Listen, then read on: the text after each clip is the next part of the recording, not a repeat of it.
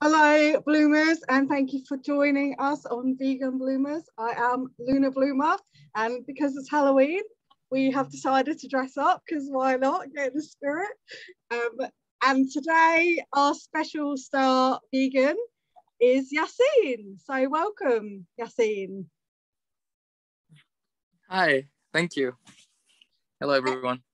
Let's begin with where you're based, how old you are, and just tell us a little bit about yourself. Okay, well, I live in the capital of Canada, Ottawa. I'm 27 years old. Again, my name is Yassine, and yeah, I like playing music. I studied criminology at the University of Ottawa. I like forms of arts. Usually that's how I get the pleasure out of life. And yeah, I like philosophy a lot. And it's actually my love for philosophy that led me to choosing to become vegan. Oh, that's awesome. Those are very interesting interests. I like it. So let's go straight in then and tell us about your vegan journey. So when was it that you became vegan, and what exactly was it that got you there? Oh, okay. So I grew up in a completely different culture in a country called Tunisia in North Africa. And basically I wasn't vegan then or vegetarian, and I actually was very deeply into the anti-vegetarian, or the way of thinking that to be strong and to be a guy is to eat meat and to dominate in general. I was deeply into that culture, and then after reaching 18, 19 years old, I started questioning things, and then I moved to Canada, a completely different culture, and then I was able to look at myself and my culture from a different perspective, while also looking at this new culture from a foreigner perspective. And that led me to thinking more and more and relativizing on what I think is true or not, and seeking more and more truth. I ended up choosing to become vegan. It was like, so I stopped meat at first, but very quickly, within 4 months, I went vegan, and I never went back since. And it was in 2016. Wow, that's very fast. Yeah.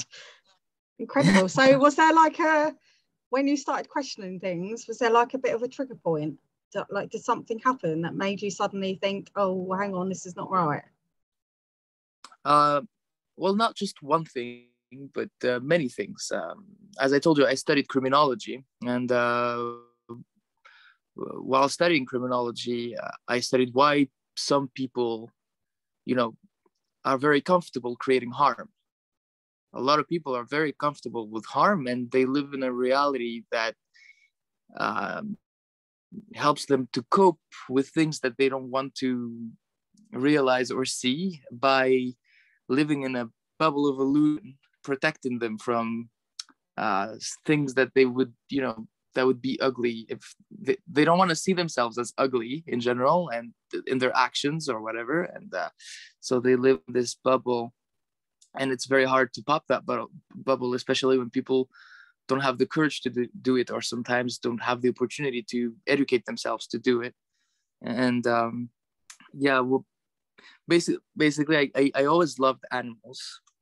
I always found myself, liking all animals. It's a very nice feeling to be around, being that, they don't experiment love the same way we do, because we're more complicated in a sense, but it's a truer love, because it's lacking the practical factor of the way we humans experience love. So like if a cow likes you, or a cat or a dog, it's not because you're feeding it. It's just because right now they want to be hugged, or they want to, feel that connection, and they don't even think about it, a very long time. It's just they live in that moment. Yeah, it's an instinct, isn't it? Yeah, and so basically, at some point I lost my dog, which was like a daughter for me. And that led me to questioning things even more. Like, why do I feel so much about this animal, but not about other animals? What's the difference? Like, well, there's basically no difference between a dog or a pig or or any other animal. Of course, the way their cognitive capabilities can vary a little bit, but in the essence, there isn't a big difference. There isn't a big difference between a dog and a baby, a human baby, you know? Basically, dogs are eternal babies in a way. They're innocent forever. Cats, pigs, cows.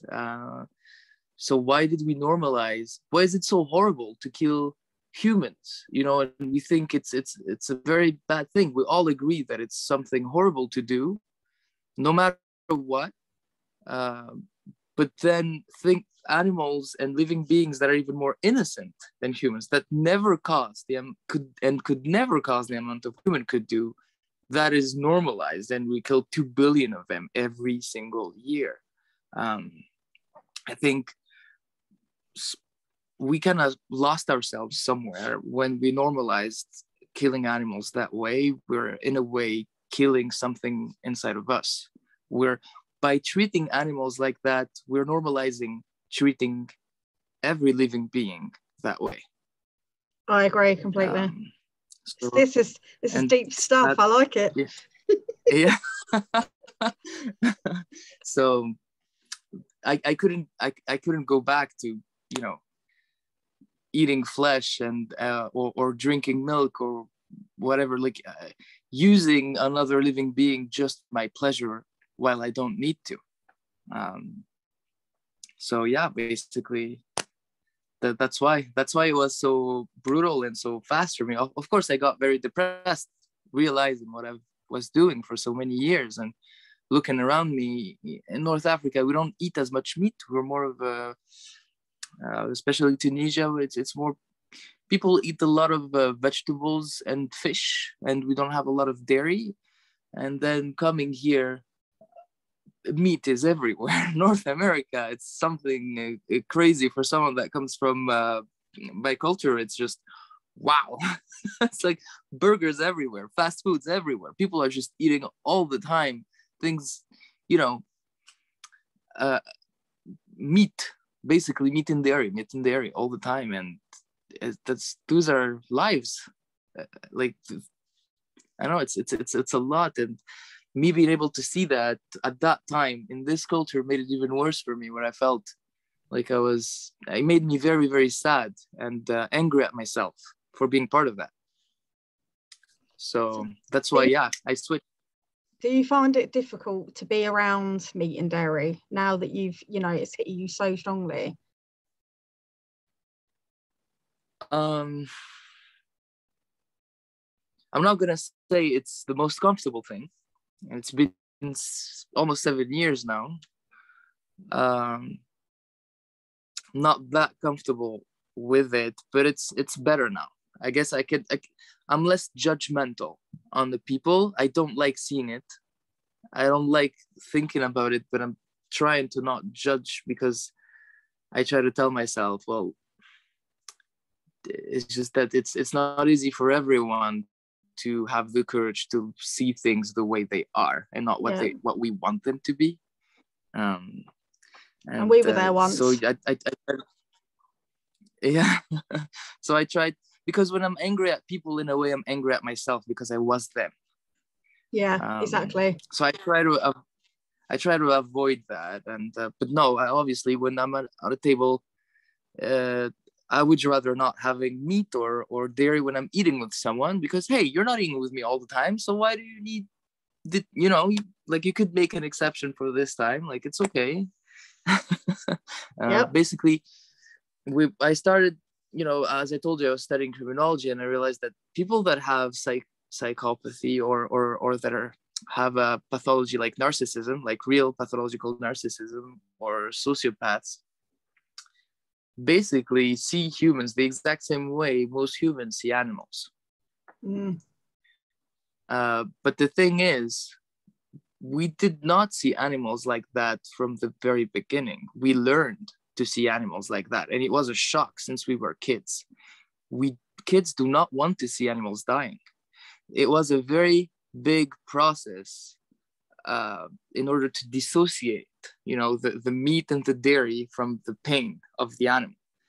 That's why there are so many pictures of beautiful cows in Greenlands on milk, or, meat. They don't show you the dead cow. They just show you the happy cow. She's so happy, it's like, and they're trying to dissociate as much as possible the meat from that reality, so it doesn't pop people's bubbles, so they're comfortable eating as much and never realizing what they're doing. In a way, they're contributing to a lot of suffer and harm. And that's basically what sociopaths do. They live in their own bubble. They don't realize they can't access they can't see things beyond themselves and what they want. They can't see that killing that kid did a lot of harm to that mother. They can't see that eating that veal did a lot of harm to that mother cow, etc., etc. And so I judge myself a lot because so what's the difference between me and this guy I'm studying that killed 50 people? In a way, not so much, not a big difference. So yeah. It's a really interesting take, and it's nice to hear somebody else that's kind of like on that wavelength, because I often think that's the way I see animals as, and I've said it forever almost, they're children to me. Animals are children. They're just as innocent and vulnerable as a child is. Like, most of them rely on us to survive, because that's the way we've made it. And that's at some point, that's exactly how I feel about animals. And it's very interesting that you bring the psychology in it. I'm very passionate about psychology and philosophy as well, so it's like I'm like, oh yay. So yeah, those are very good points. So when you did transition, was there anything that you found difficult to give up, both from when you went to vegetarian and veganism?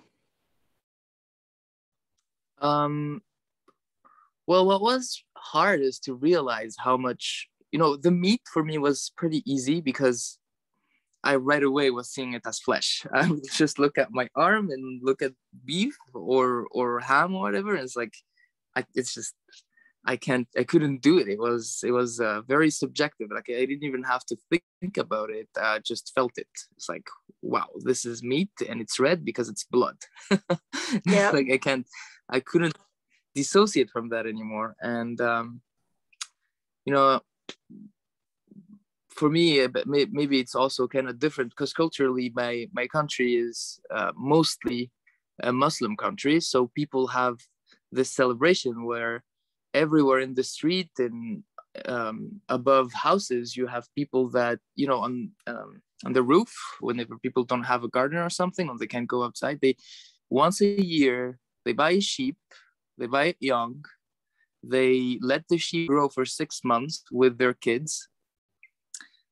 And when the sheep is big enough, they take the kids and the sheep, and that day, that celebration, so-called celebration, and they slit the throat of the sheep in front of the kid, and that's growing up. Like, the kid has to look at the animal dying and realize that this is normal and that's his right. And being a man is accepting this truth. And I remember going through that. And I remember that's horrible. I'm sorry. It was really hard for me. And I coped with that. I shoved it very back in my head, and then it just came back to me right away, especially after my dog died. And so for the meat was very easy for me. What was hard is realizing how much dairy is in everything. And it's not because people want dairy to be anywhere. Mostly we humans are supposed to be lactose intolerant. It's not something that we're supposed to have. It's for a baby cow. It's not for a baby human. But the industry needed to make money. A lot of countries did not have so much land to grow, crops and vegetables, and so they needed to make money with what they had. So they used animals for that, and they were able to do that, to use animals like they were nothing, take their milk that way and normalize it with marketing, people accepted it, and now it's everywhere. Even in things like you could go and buy, margarine. I don't know how to call that in English, but it's like margarine. The fake butter. It's yeah. So like even that has 1% of lactose here. 1%. Why? Well, because there's a monopoly on food, and this has nothing to do with the fact that we need it or not. It's just that the same people that make the chips, that make the chocolate, that make the milk, that make they're all big billionaires that invest in those things, that own those things. And well, the leftover milk has to go somewhere. So instead of using this other component, they're going to be, oh, I will sell you my, remnants of milk for very cheap. And so you could use that in your product instead. And so milk is everywhere in a way. And that was harder to realize that you can't eat chocolate. You're always going to be the grumpy one. Oh, there's eggs in that. I can't have it. There's milk in there. I can't have it. And, oh, why you can't have it? Well, because of this and that. And then if they poke me too much, I'm going to give them the whole spiel. And then they're going to be like, I wish we just never spoke about this. It's hard to make connections with people. It's hard. Yeah. Absolutely. But it didn't take me that long. Actually, there was a very, very good video that made me quit milk right away. And I was like, okay. I can do it. It's the 5-minute video. Dairy is scary on YouTube. That's a very, very good video. 5 minute. That woman explains absolutely everything you need to know about milk to understand why you shouldn't have it. But also, we know that it's directly linked to breast cancer, right? So for women that drink milk after 25 years old, every year, the more you take dairy in general, you're increasing your chances of breast cancer. So it's not even it's really bad. I mean, I'm happy now. 2019, Canada changed the recommendation for, because it used to be you have to eat meat. The Ministry of Health here was always recommending milk, yogurt, and meat as fundamental. And now they removed all that. They even changed, they said you could either have meat or any form of protein. So even meat is not mandatory anymore. And it was really hard for them because of the meat and dairy lobby here in Canada. It's very huge. And I think we're going to the right path. It took a lot of time. It's still not enough, but at least we're going somewhere. And I'm kind of happy about that. That's really good news. That's good to hear that. So is there, putting aside all of the emotional side to it, is there anything that you wish you could have that you used to be able to have, veganized, if that makes sense? Oh yeah. What do you miss? Okay, I'm a human, so I have desires, and unfortunately, I grew up on a city called La Marsa near Carthage. It's in the middle of the Mediterranean, an hour from Sicily. So the beach was right in front of me, and I grew up smelling fish everywhere. And I have just the smell of the sea and fish in general has this. It brings me back to the happiest times of my life, I guess. And so I miss something that we call it's like caviar. It's fish eggs in a way. It's something that I find myself dreaming about it sometimes. But I would never go back to eat it. But I wish there's something that resembles that in taste. That I could find. There must be somewhere. I was watching, I've never had caviar in my life, and I was watching some kind of factory document which shows you how stuff is made and processed and whatever. And there was an episode, and it showed that there was such thing as a vegetarian caviar. And I can only assume that it probably is going to be vegan as well. I've never seen it though, but I know it's out there somewhere.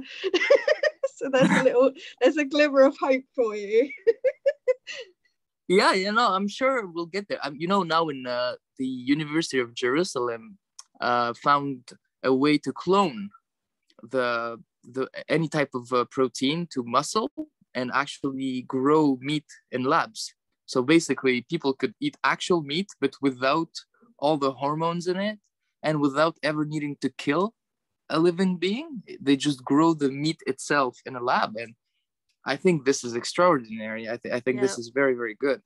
And they already started. There are at least 2 restaurants now, one in Singapore and one in Tel Aviv, that do that. Oh wow! So I'm very optimistic. Yeah. I had no idea. I mean, I know that they've been talking about it and working on it, but I had no idea that they've actually succeeded. It already started. Yeah, no, it started. No, that's really good. I mean, it's very, very expensive. It's for of course, a certain economic class for now. But as anything, it will become more accessible. Yeah. Oh, that's great news. So, how do you like? Would you personally eat that? What? Would you personally eat it? What's your take on as being a vegan? Would you want it? Want it? No. Honestly, I had this very strong rejection now to having flesh in my mouth, but thinking that it was never killed, so it's not bloody meat. It's just meat. I think I will try it, but I don't think it will be something that would be part of my diet. No, I think maybe I will try it once, but that's it. Yeah. I think it's more for people that just can't make the switch. But when you've been vegan for more than 5-6 years, it's just the way you eat now. It's just you don't want to eat something else. Yeah, I'm with you there. I mean, I've only been coming up to 4 years now, but like by year 3, I was like, I don't like that. To me, is the thought of it is gross. Like even milk or like eggs, even if it wasn't from where it comes from, the thought of it is just gross to me. Yeah, so eggs, I just can't do it. I have roommates sometimes that make eggs or things like that. I just can't bear the smell. It's so much. It's it's the smell of an unborn chicken. In a way, it's very strong. Life smells strong. I saw this thing a little while ago. I can't remember what it was. I'm not very good with my resources. This is why I have a group, so I post it when I find it. But I watched this thing that said that like all red meat was actually like put in some kind of like chemical process to completely get rid of the smell, because actually it obviously is going to smell like logically it makes so much sense. It's a carcass, like it's a dead carcass, so that's literally what it smells like. But they put it with like all this stuff all over it so that it smells nice. It's not actually like bacon. You get the typical like real full-on carnice that's like, oh, but bacon actually doesn't smell like that. They've made it that way. So fat doesn't smell good at all when you actually smell it. It's interesting. So how would you say that veganism has impacted your life personally? Oh my god, it's just it did. When you finally open your eyes and you see that other people around the world open their eyes to the same thing, and we find this community that wasn't as visible 5 years ago as we are now, and we are even more visible the more time goes. It just gives you a lot of hope, and it completely changed me. I'm a completely different person now, in a sense that, and I know it's kind of funny because I'm wearing a mask now, but I felt like I was always wearing a mask. I was running away from reality when it's uncomfortable, and veganism opened me to the necessity of actually looking at things the way they are and act on reality the way it is and not the way I want it to be. And now I'm applying that on everything, not only veganism, but everything in my life. And that, I think, gave me a lot of maturity for my age, and just taught me to see life from a wider perspective, I would say, and a perspective that I feel like I have more control, and I know how to filter what's true from the illusion a bit better than I would have if I wasn't vegan. Yeah. That's amazing. So I'm very grateful to the people that actually showed me the way, because I didn't just do it by myself. My first roommate coming to Canada was vegetarian.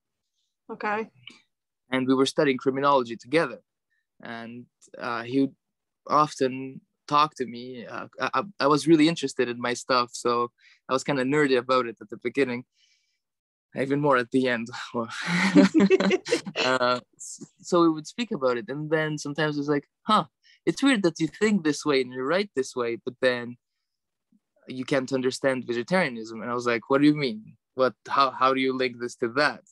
And then slowly I was like, oh my God, I can't actually believe everything I'm writing and that I'm so passionate about in criminology, and seeing how people think and how they're limited and how this changes everything, and actually denying how this could be applied to my choices of deciding that I could, enjoy the death of a life just because I like it in my mouth.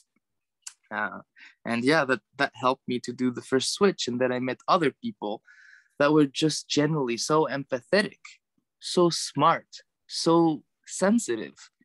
Being sensitive is a symptom of a higher intelligence usually. And it just made me, I fell in love with the people that were vegan, vegetarian before even becoming vegan, vegetarian. And then I to be able to love myself, I had to become one of them. So that's what happened. That's incredible. Yeah. So going back to criminology, do you now work in the industry, or are you still studying? So I'm planning to keep on studying, but I had to take a break due to I have to work to get my citizenship here in Canada, so I had to stop. And in criminology, it's not like engineering or medicine or anything like it. To work in criminology, you have to be in the order of criminologists in Canada, and to be able to work in this field, you have to be Canadian, because you can't access certain things that are in the government when you're not a citizen of Canada. So that's interesting. I had to, yeah. So I had to take a break. I have my diploma, but I want to do another master. And but in order to do that, it's too expensive here, because it's a lot of money when you're a foreigner trying to do a master's here. Yeah, of course. So I'm trying to get the citizenship first. So I'm just working for now. So what do you do for work? I work for, I do basically customer service from home. And yeah, I just manage people's data, talk to people whenever they have issues. Yeah, it's a boring job in a way, but at least it leaves me time. Since I'm at home, it gives me time to focus on other stuff. I like playing music a lot. I like reading a lot. So yeah, it's comfortable. I like it. That's cool. But mostly in my, I did do things, but more not in Canada, more in Tunisia, related to my field. Well, Tunisia is a country that suffers from what I would call the ruins of dictatorship, because we were in a very hard dictatorship. So growing up, there was a revolution when I was 16 years old. Basically, I was in a high school called Presidents, and it was literally inside the presidential palace. So when the revolution happened, the military were all there. So we were just in school, and then you had the army with guns going into classrooms looking for, it was very chaotic. So I lived that. Sounds intense. Also was a very important switch. Yeah. So when the revolution ended, and now there's the reminiscence of it. Like there are things that are left from the dictatorship and the police brutality and certain laws that are just have nothing to do in a democracy nor into a republic. So I tried to use what I learned in order to change things back home. And so I did some work. I got to meet the president. It was good. That's cool. And yeah, no, now everyone can say that. Yeah. Yeah. That's so awesome. Yeah, now I'm just focusing on my life here, and yeah, basically that's it. I thought I forgot to ask you a question. Oh, there you go. Carry on. Oh, yes. Recently, another. I don't know if a lot of vegans or vegetarians get into this conclusion. In a way, I just realized that in the same process and the same thought process and logic led me to decide not having children, because I think that in a way there are a lot of us humans now, and I can't force my kid to do things that they're not convinced by themselves that they need to do. I can't force that on them, and I can't bear the thought of my kid actually going into a direction that would make me feel bad. Like if my kid adds harm instead of trying to avoid it, that would really, really hurt me, and I would end up hurting my child because of that, because the kids just want to be accepted and loved, and that's my duty as a parent. And just thinking about that, the responsibility and everything, I was like, you know what, I'm not gonna have a kid. So, but I'm very intense like that, so yeah. That's doesn't make fair. my life easy. That's fair. Yeah. Like, yeah, that's fair. Different, but it's fair. I get it. Yeah. So another question I meant to ask you earlier that I forgot about: when you did go vegan, how did your community around you react to that? Oh my God, it was at first, of course, they thought I was crazy. My grandmother, yeah, she could, until today, she doesn't really understand it. Like, it's like, she would still give me meat and fish, and like, what are you doing? It's fish. What are you doing? Like, she can't understand it. The rest of my family, some people are like,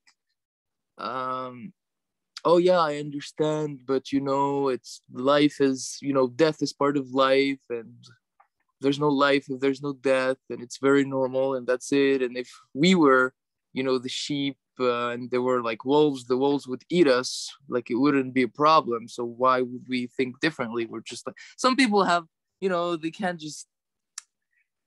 can't comprehend. They try to rationalize things. Yeah, they try to rationalize things, but the only thing they're doing is just they're trying to run away from the fact of like, you don't need to do that. It's not this, you're not a wolf. Grow up. Like, yeah. I had a very bad experience with my uncle that I don't speak to anymore, because he's a very religious person, and he thinks that it's very normal and almost a duty for a human to accept God's gift of being a human, which means also that all animals are here to serve us because we're God's favorite creation, and that all these animals, yeah, I know it's hardcore. You you gotta drink a lot of tea to hear that loads of crap. And then so he forced me. He told me, okay, this one's for you. There's like a thing that's stuffed. We do. It's called brique. And I don't know. Can you hear me? Yeah. Yeah. Okay. We lost you for a second, but you're back. Yeah. Sorry. I need to charge my phone. So he made this dish that he presented me, and he said, "Oh, this is for you because it's different. There's no meat in it. It's vegan, like you like it." And I was like, "Oh, okay, thank you. Oh my God, I was really happy. Okay, I'll eat this with you." And after I ate it, he was like, "Haha, I put chicken in that without you knowing." And this was at the very beginning. Yeah. That's awful. So I just stood,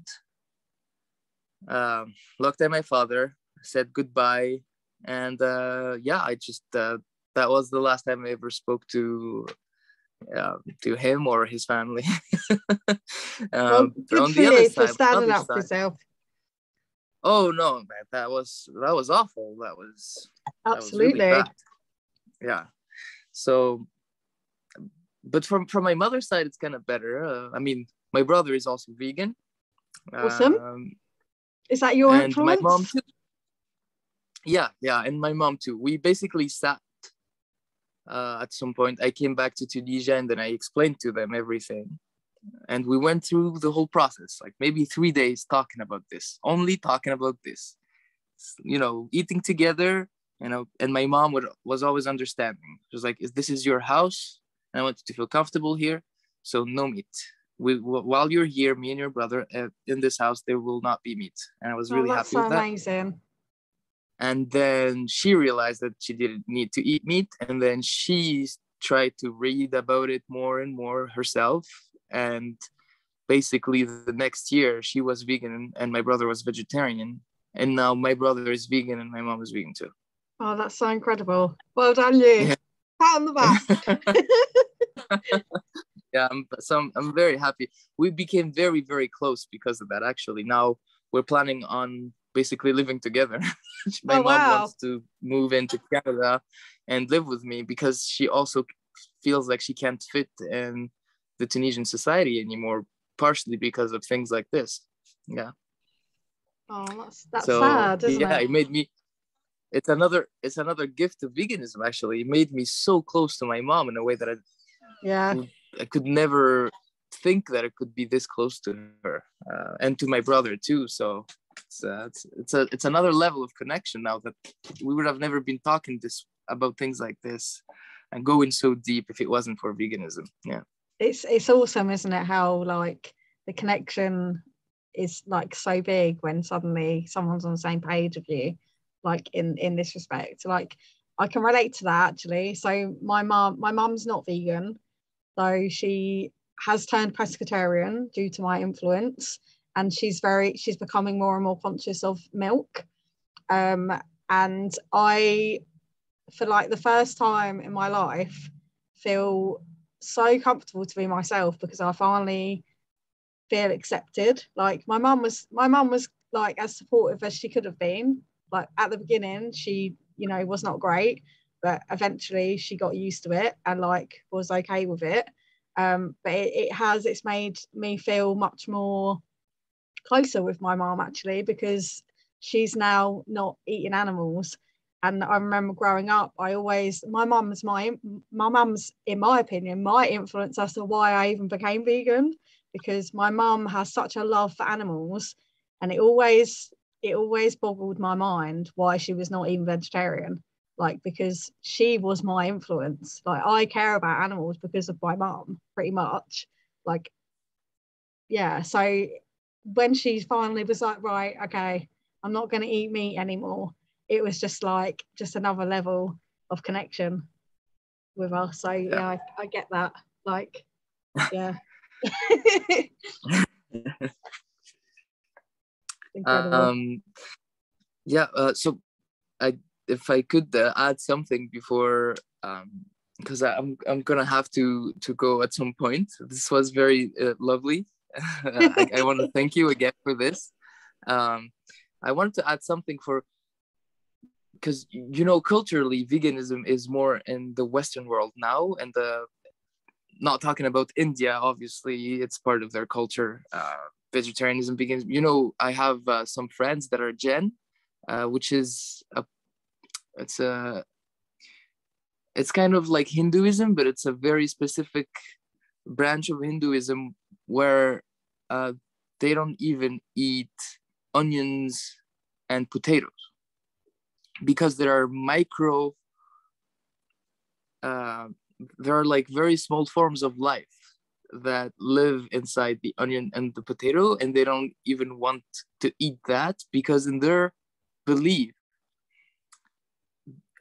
every single life, like you, me, my cat, or any life that we encounter is us living another life. So whenever you eat that life or kill it or any harm you do, you're doing it to yourself in another life, and you'll have to live that life and go through that pain.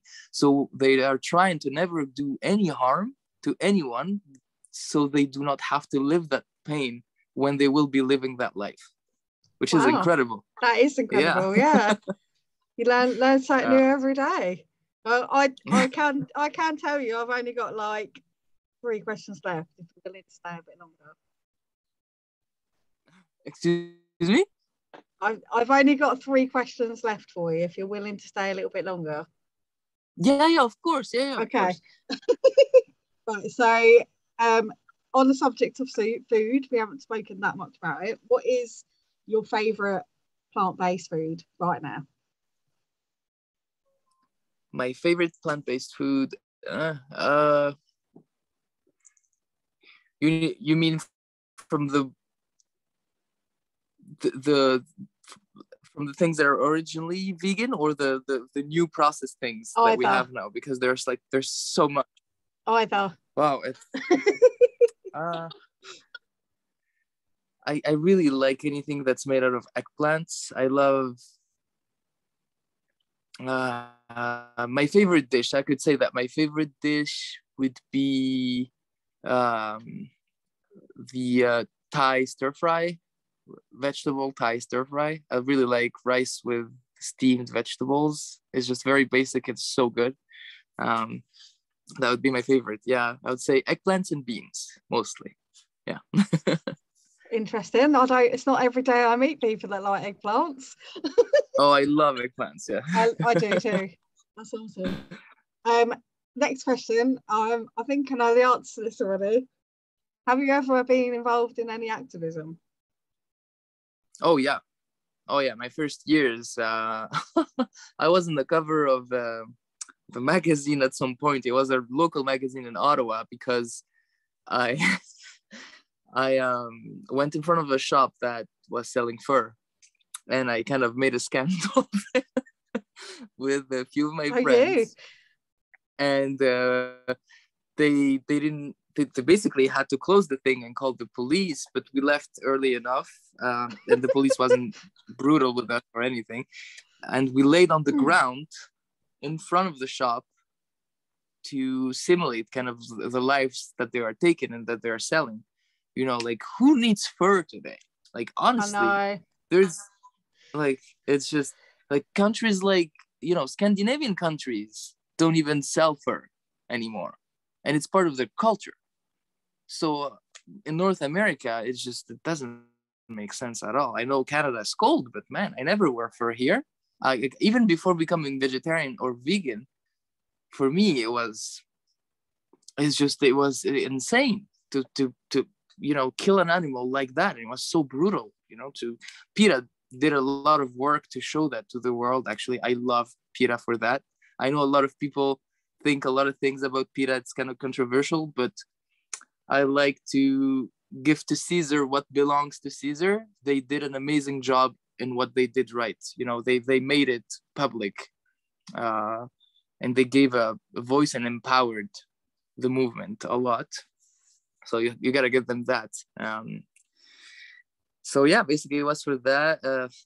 There were like 2 or 3 years of activism for me, actually, through university mostly, because I was part of the vegan club of the University of Ottawa. So I had to, you know, I would go to the,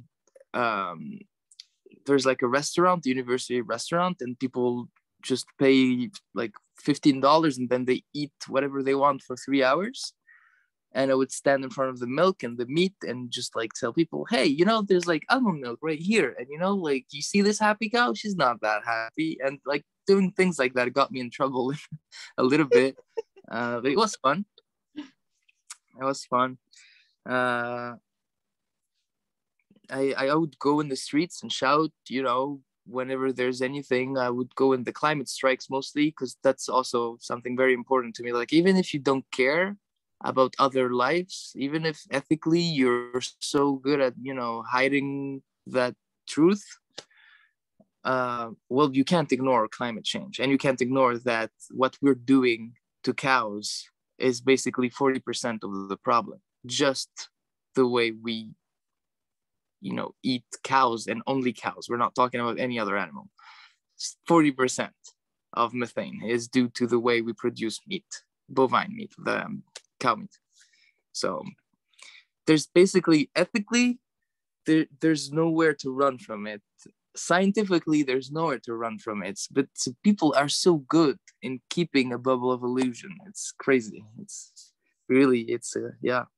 And that's the same process that every single criminal goes through to be able to do the horrible things they do. So every single person that is running from that uncomfortable truth is acting like a criminal. There is no difference. And that's the thing. Hard truth. I know it's very intense really to say it. Bombshell with my viewers. Love it. Yeah, I see it. So, final question of the interview, anyway. What is one piece of advice that you would give to our viewers watching that are not yet vegan? Well, do not try to go vegan without at least finding first one vegan friend, because you're still human and it's going to be very hard. Once you will start this journey through vegetarianism and veganism, you go in to realize a lot of things about yourself, and you're not going to like it. You're not going to like also a lot of things that you're going to realize every day around you. You're going to feel a lot of anger. And if you're alone in this process, it's just very, very hard. So before even starting, be with the right people. Be at least with one vegetarian or vegan friend that would, go with you through that process. Because in a way, we're addicted to meat and dairy. It's an addiction that was put in our heads since we were kids. You can't, what's the process when you go to Alcoholic Anonymous? You need a sponsor. You need someone that you can call. You need someone that would help you through that process, that relates to you and relates to that anger, to that pain and how hard it is sometimes. So yeah, find the right crowd and don't be afraid. That's a good piece of words. That's a good piece of advice. That is definitely one person. That's all it takes, all you need. It. So I feel like because you're wearing a mask, we have to do a big reveal before we leave. So would you mind taking off your mask so we can all see your face? Oh yeah, of course, yeah. There he is. Hi everyone. people would know what I look like without all the shit on my face, because if you don't, then you need to go and watch my other ones and then you'll find out what I look like. So, or even better, come find me on Facebook. So yeah. If there is anybody watching that would like to get in touch with you personally, how can they get a hold of you? Well, you have my Facebook. They can always send me a message through my Facebook, and I'll definitely find the time and answer. Even if I can't take a call, I will answer and I will write something. And don't be shy. Yeah, it will be a pleasure. Awesome, love it. Well, thank you so much for our conversation. Thank you. I've loved it. It's been great. Well, the pleasure was all mine. Thank you so much. This was really nice. Thank you. And right. Have a good one. You viewers, if you've enjoyed, please do like and subscribe so you don't miss any, and you can view our next Star Vegan. If you would like to get in touch with me, you find me on Facebook, same as Jazine. I'm Luna Bloomer, to remind you. And if you haven't already, please do join our group on Facebook. It's called Vegan Bloomers. There's nothing really scary in there, so don't worry about that. It's basically for any vegan, any non-vegan. It's just an education and community. We've mentioned Yassine and I. It's so important. Community is everything. And you don't have to do this alone. Even if you don't have somebody in person, I am here to support you. That's part of why I'm here. The guests I have here, it's for making new connections, so that you're not on your own, because it is a difficult journey.